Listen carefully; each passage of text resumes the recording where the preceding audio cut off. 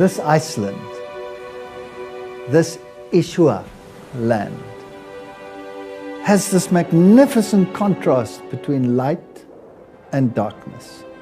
When you look at those black plains, those volcanic lava fields, these volcanic areas of the world and the stark blackness, and then the beauty that arises out of it with those white babbling brooks made shiny white by the glaciers from which they drain.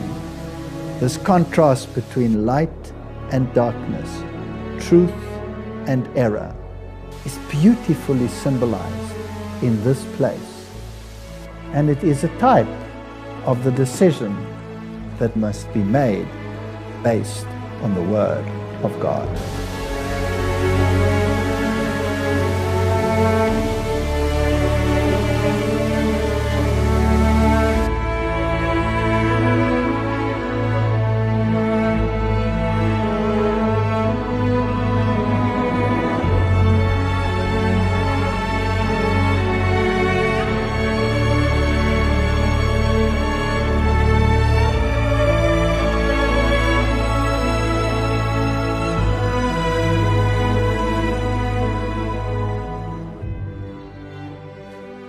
Vi volar por el medio del cielo a otro ángel que tenía el Evangelio eterno para predicarlo a los moradores de la tierra, a toda nación, tribu, lengua y pueblo,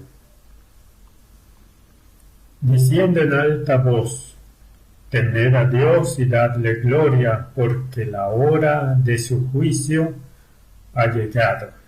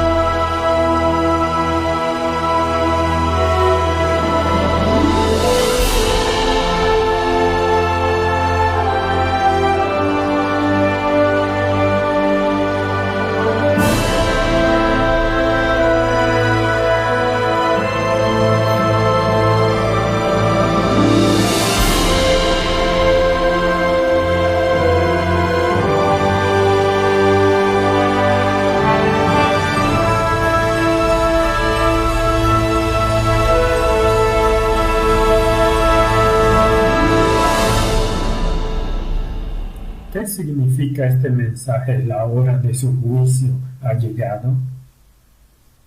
Estamos viviendo en una época de agitación en este planeta. Guerras, rumores de guerras, desastres naturales, disturbios, enojo. ¿Es este mensaje relevante para nuestro tiempo?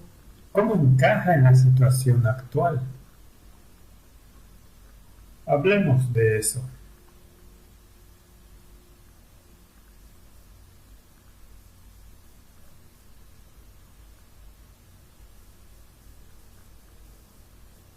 Pensar que hace unos 2000 años estaba Juan sentado en la isla de Patmos y recibió esta asombrosa visión que ha intrigado a la humanidad desde entonces.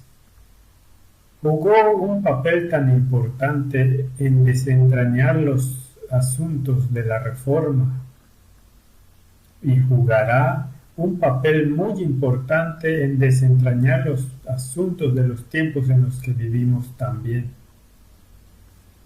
Y yo me preguntaba, si no deberíamos entrar en detalle y ver exactamente lo que esto implica. Apocalipsis capítulo 14 se ocupa de esta tremenda apertura, de esta experiencia en la sala del trono, y el Cordero parado allí rodeado por redimidos. Y luego sigue con este mensaje que hay que dar a la humanidad. Los mensajes de los 3 ángeles de Apocalipsis capítulo 14, comenzando en el versículo 6. Vi volar por el medio del cielo a otro ángel que tenía el Evangelio eterno, para predicarlo a los moradores de la tierra, a toda nación, tribu, lengua y pueblo. Así que el Evangelio eterno debe ser revivido de nuevo y debe ser predicado a todo el mundo. Este lenguaje que se usa aquí es universal. Toda nación, tribu, lengua y pueblo. El mundo entero debe iluminarse con la gloria de estos mensajes. Y estos no son mensajes que se dan en un rincón, porque dice diciendo en alta voz. Así que este es un mensaje muy importante, un mensaje culminante. Temed a Dios y dadle gloria, porque la hora de su juicio ha llegado. Ahora, justo antes del capítulo 14 de Apocalipsis tienes, por supuesto, el capítulo 13, que identifica las potestades involucradas en esta lucha final. Tienes la bestia saliendo del mar y tienes a la bestia levantándose de la tierra. Y por definición, una bestia es un reino, es una entidad política, pero también tienes la imagen de la mujer entrelazada en esta bestia. Y una mujer en la Biblia es siempre un símbolo de la iglesia. Y cuando los reformadores empezaron Apocalipsis capítulo 13, llegaron a la conclusión que la bestia del mar no es otro más que el papado. Martín Lutero, Melanchthon, Wesley, todos estos reformadores identificaron la bestia que sale del mar como el papado. Y los atributos que encontramos allí están muy conectados con los atributos que encontramos en Daniel capítulo 7, donde los atributos del cuerno pequeño, que también es una entidad política, son también enumerados. Ahí tienes atributos como un poder blasfemo que persigue a los santos. Todos estos asuntos que encuentras en Apocalipsis capítulo 13 también. Entonces, este poder era este sistema político religioso, la unión de la iglesia y el Estado, imponiendo las doctrinas de la iglesia. Antes del capítulo 13 tienes el capítulo 12, y en el capítulo 12 tienes este gran conflicto entre el bien y el mal. Tienes al dragón de un lado y tienes a Cristo y sus ángeles en el otro lado.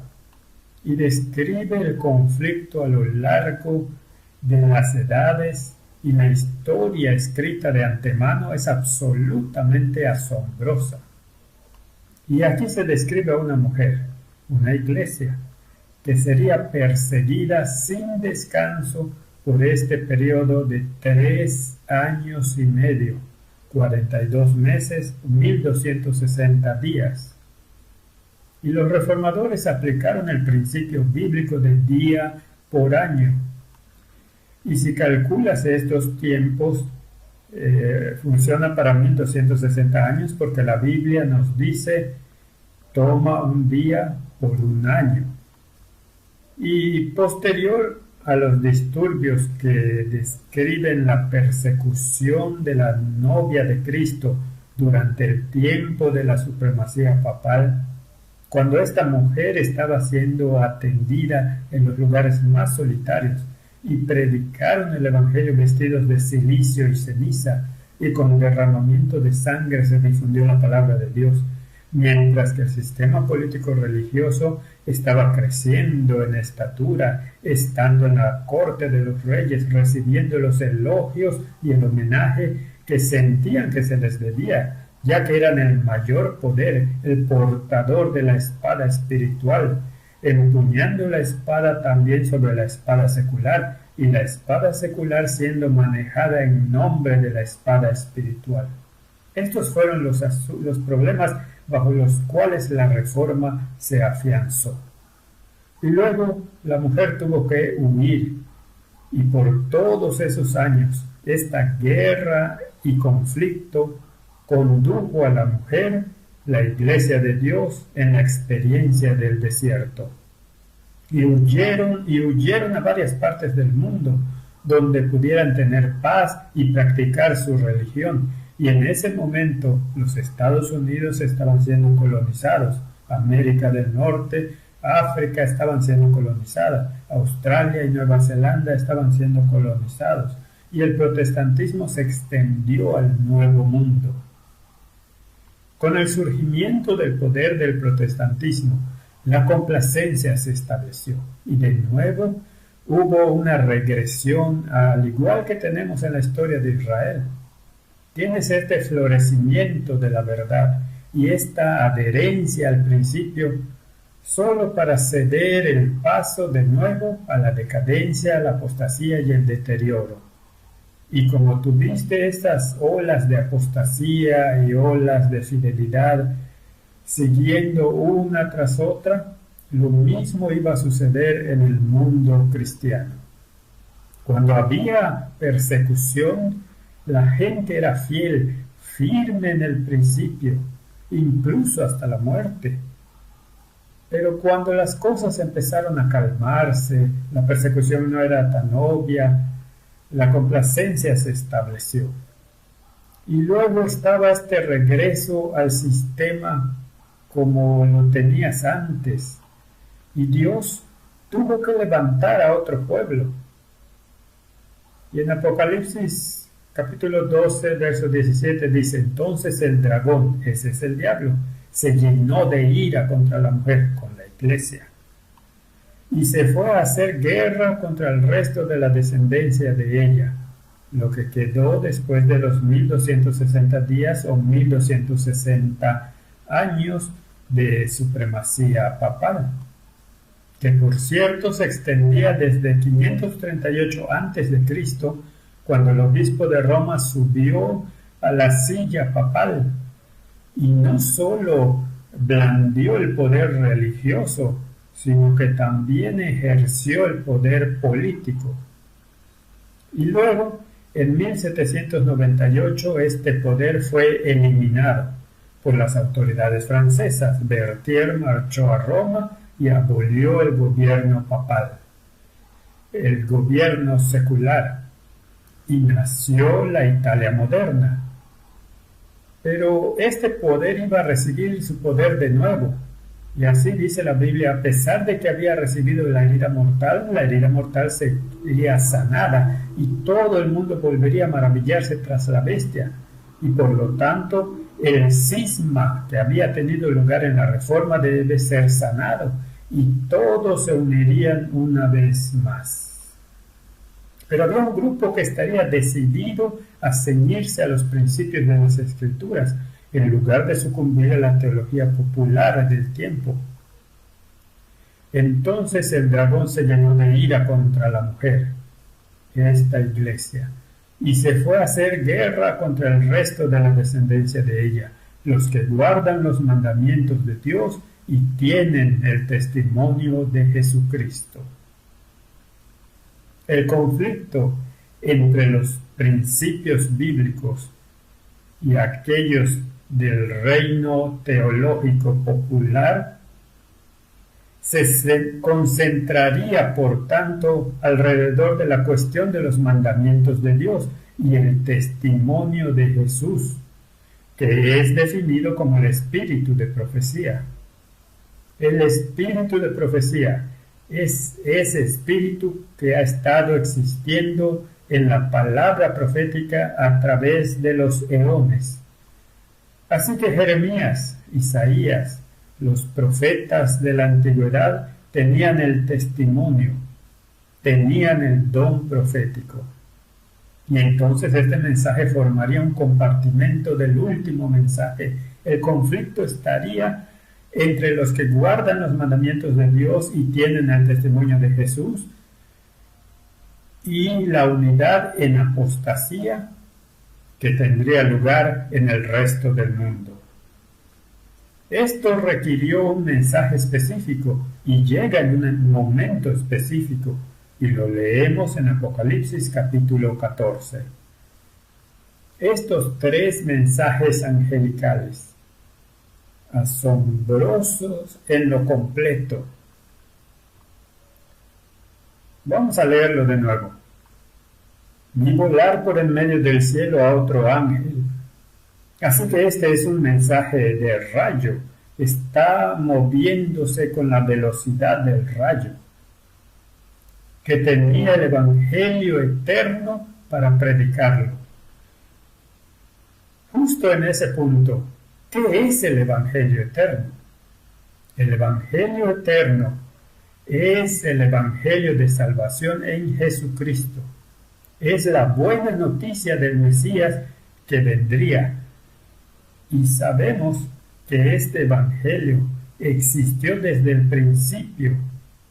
En realidad fue concebido antes de que hubiera un ser creado en este planeta.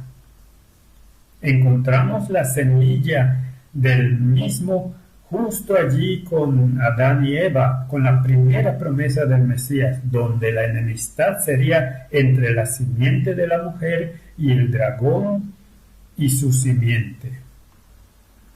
Este conflicto entre los hijos de la obediencia y los hijos de la desobediencia lo encontramos en Caín y Abel, donde Abel trae la ofrenda, que significa que la salvación se encuentra fuera de él mismo, y Caín dice: no, las obras de mis manos deben satisfacer a la deidad. Y este conflicto que empezó ahí ha aparecido progresivamente una y otra vez en la historia de la humanidad. Pero el Evangelio no ha cambiado. Cuando la luz del Evangelio casi se había extinguido, cuando en la oscuridad de la Edad Media, que la historia llama la Edad Oscura, cuando esa luz casi se apagó, los reformadores se encargaron de que esa luz volviera a brillar intensamente. ¿Y qué era esa luz? La salvación se encuentra fuera de nosotros mismos. La justificación es por fe en la completa obra del Hijo de Dios. Nos apropiamos la salvación por fe, agarrando la promesa y confiando en un sacrificio que está fuera de nosotros mismos. Justificación por fe y no por obras. Y este conflicto entre fe y obras, entre las palabras de la carta a los romanos y las palabras de Santiago, se avivó en ese periodo temprano del protestantismo. Y Martín Lutero, cuando descubrió el glorioso evangelio de salvación en Cristo, tuvo un conflicto con el libro de Santiago y lo llamó la epístola de paja. Pero más tarde, mientras estudiaba más profundamente el asunto, vio la relación. En un momento ofreció su gorro de doctorado a cualquiera que pudiera reconciliar Romanos y Santiago, pero después de un tiempo vino y tomó el gorro y se lo puso en la cabeza, porque él mismo los había reconciliado. ¿Ves? Las obras fueron la consecuencia de la salvación y no un medio para la salvación. Entonces, fe sin obras está muerta, pero las obras nunca podrán salvarte. Esto es algo que se completa totalmente fuera de ti. Es por fe en el Hijo de Dios que recibimos nuestra salvación. Es por creer la palabra y aceptándola como si fuera una realidad. La fe es la substancia, la realidad de las cosas que se esperan, la evidencia de cosas que no se ven. Así que la fe se convierte en una realidad viva en el alma por la que nos apropiamos de la salvación que se ofrece en Jesucristo. Este es el Evangelio eterno. Opuesto a eso tienes el Evangelio de obras. Así que cuando el reformador dijo que eres salvo solo por fe, la Contrarreforma dijo: esta palabra solo no tiene lugar, y fue anatematizado. El Consejo de Trento dijo que aquellos que afirman que la salvación es solo por fe sean anatemas. Y así se preparó el escenario para que la sangre fluyera de nuevo. Y la sangre de los santos fluyó, y la historia nos dice cuál fue el resultado. Millones y millones de personas perdieron sus vidas porque tomaron su posición, ya sea de un lado del Evangelio o del otro lado del Evangelio. ¿Somos salvos por obras o somos salvos por la fe en la palabra? Y hoy parece haber un compromiso. Parece que han llegado a la posición de compromiso, porque dice en su declaración conjunta sobre la justificación, donde el mundo protestante se ha alineado una vez más con el mundo católico, y han puesto las definiciones juntos, o eso es lo que dicen. Y lo hemos definido, y juntos confesamos que solo por gracia, en las obras salvadoras de Cristo, somos justificados. Pero eso no es lo mismo que decir solo por fe. Solo por gracia no es lo mismo que decir solo por fe. Porque la gracia se puede administrar también por otras partes. El perdón puede venir de otra manera, en indulgencias, por ejemplo. Es el sistema papal que dispensa la gracia, aliviando la penalidad de los pecados ya perdonados, que debe trabajarse en un lugar inventado por esta causa llamado el purgatorio. Y el protestantismo no reconoce nada de eso porque no está en la Biblia. Así que solo por gracia no es lo mismo que solo por fe. Y por las obras salvadoras de Cristo no es lo mismo que por la sangre del Cordero. ¿Ves? El catolicismo enseña que hay un tesoro de mérito. Y en este tesoro de mérito están las buenas obras de Cristo, pero también las buenas obras de María, que el catecismo define como prístinas a los ojos de Dios. Y no solo las obras de María, sino también las obras de los santos, por lo que todas sus obras meritorias están disponibles en el tesoro del mérito. Y el sistema puede apoderarse de ellos a través de la sucesión del poder apostólico de los papas y entregarlo como indulgencia para el alivio del castigo del pecado.